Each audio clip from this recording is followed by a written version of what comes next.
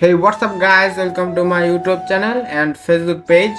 আজকে কিন্তু আমরা যাব বাহরাইন না গাইস আর কি বাহরাইনের ইমিগ্রেশন পর্যন্ত যাইতে পারবো আর কি। সো চলো যাওয়া যাক। আর আমরা এখন গাড়িতে রওনা দিয়ে দিয়েছি, রেডি হয়ে একবারে গাড়িতে রওনা দিয়ে দিয়েছি। আমরা রাস্তায় কাছাকাছি অবস্থায় এসে পড়েছি, কিন্তু এখন আমরা এই যে উপরে যে ব্রিজটা দেখতে পাচ্ছ এইটাতে আমরা কিন্তু এখন উঠবো।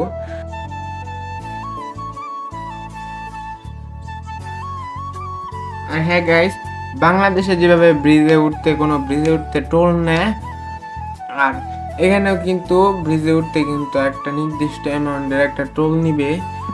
সো চলো ব্রিজে উঠে তোমাদেরকে দেখাই যে ব্রিজে থেকে সমুদ্রের ভিউটা কেমন দেখা যায়, আর আর ওখানে যায় আমরা কি কি দেখতে পাই। তো আমাদের পাশেই থাকুন। আমরা কিন্তু এখন এই বাহরাইনে যাওয়ার রোডে ঢুকে পড়েছি। আর এখানে দেখতে পাচ্ছ অনেকে এখানে মানে গোসল করতে আসছে সাগর পাড়ে।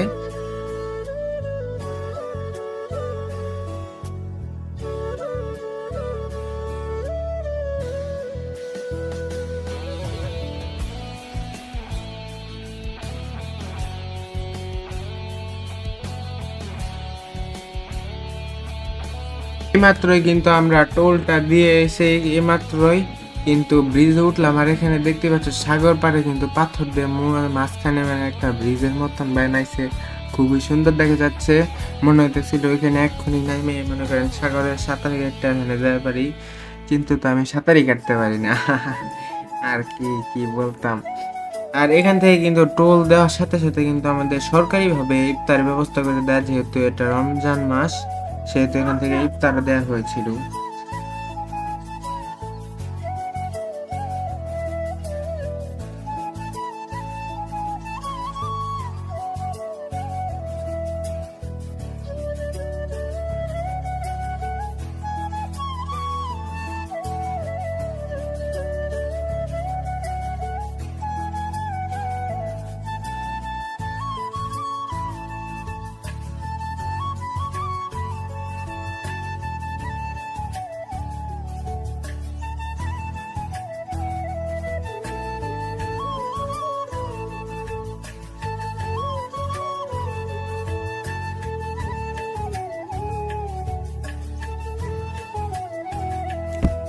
আমরা এখন যাচ্ছি হলো একটা দ্বীপে।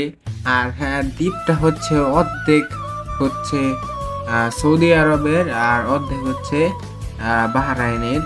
আর বাহরাইনের ইমিগ্রেশন এখান থেকেই করা হয়।